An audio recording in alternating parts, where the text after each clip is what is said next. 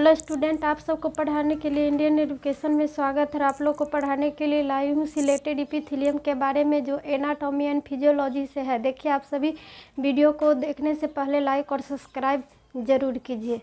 क्या पढ़ना है तो anatomy and physiology of ciliated epithelium, रोमक उपकाला ऊतक के बारे में पढ़ना है। ये सिलेटेड इपिथेलियम को कौन ऊतक कहेंगे हिंदी में? तो रोमक उपकाला। क्या कहेंगे? रोमक उपकाला ऊतक। एनाटॉमी जो रचना से संबंधित होते हैं, तो इस प्रकार की कोशिकाएं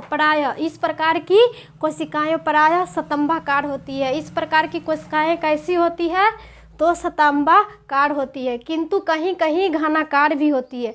किंतु कहीं कहीं कैसा होती है दिखने में? तो घनाकार भी होती है, घनाकार जैसे दिखने में होती है। तो प्रत्येक कोशिका के मुक्त सिरे पर 20 से 30 बालों का समान रचनाएं पाई जाती है। प्रत्येक कोशिका के ऊपर कितने? तो 20 से 30 बालों की समान रचनाएं पाई जाती है। 20 से 30 कैसी? तो बाल जैसी सामान्य रचनाएं देखने में पाई जाती है। किसके? तो प्रत्येक कोशिका के ऊपर जो 20 से 30 बालों के समान रचनाएं दिखाई पाई जाती है। तो सिरों की अवस्थित होती है, समान रचनाएं पाई जाती है, जिन्हें रोमिकाएं भी कहते हैं। जिन्हें क्या कहेंगे? तो रोमिकाएं भी कहेंगे। जिन्हें क्या कहेंगे? तो रोमिकाएं कहेंगे। जो क्या दिखाई देगा? केस के आकार के समान 20 से 30 बालों की रचनाएं में, तो उसको क्या कहेंगे? तो रोमिकाएं कहेंगे। क्या कहेंगे?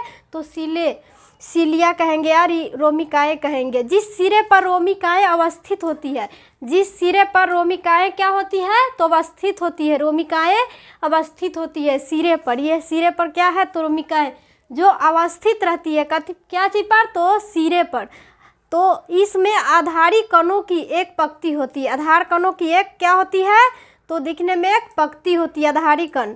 ये क्या है? तो आधारी कण जो एक पंक्ति के रूप में दिखाई देती है, तथा प्रत्येक आधारी कण से एक रोमक लगा रहता है। प्रत्येक आधारी कण से क्या लगा रहता है? तो एक रोमक कण लगा रहता है। ये आधारी कण कोशिका को सेंट्रियोल के अंश होते हैं। ये आधारी कण क्या होते हैं? तो प्रत्येक कोशिका के सेंट्रियोल के अंश होते हैं। इसी प्रकार की उपकाला समांतर, इस प्रकार की उपकाला क्या होती है? समांतर। तो डिम्ब ग्रंथियां, श्वसन मार्गों, क्या होगा? डिम्ब ग्रंथियां, श्वसन मार्गों तथा सुषुम्ना के मध्य नालिका आदि पाई जाती है। इस उपकाला के समांतर कहाँ? डिम्ब ग्रंथियां, मार्गों तथा सुषुम्ना के मध्य नालिका पाई जाती है। डिम्ब ग्रंथि और श्वसन मार्गों और सुषुम्ना के मध्य को नालिका पाई जाती है। क्या पाई जाती है? तो नालिका। फिजियोलॉजी में क्या पढ़ना है? ये हो गया क्या? तो ये हो गया कनेक्टिव टिश्यू। जो नीचे हुआ क्या है? Connective tissue. यह है बेसिमेंट मेम्ब्रेन। ये क्या है? तो रोमक। ये हो गया सिलिया। ये हो गया आधारी कण, जो आधार पर क्या निकला है? तो रोमक सिलिया।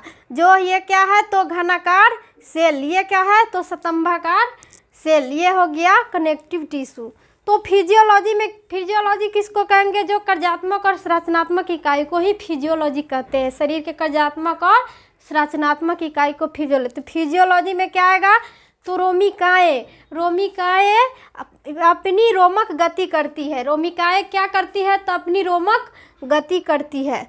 तो जो कोशिकाएं की जीवित अवस्था में, जो कोशिकाएं की कौन अवस्था में? तो जीवित अवस्था में प्रायः होती रहती है। जो जीवित कोशिका में क्या होती है? तो प्रायः होती रहती है। तो रोमक गति प्रति सेकंड 10 से 20 बार होती है।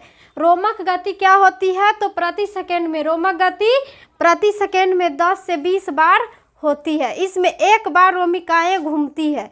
क्या होती है? कि इसमें एक बार रोमिकाएं घूमती है। कौन घूमती है?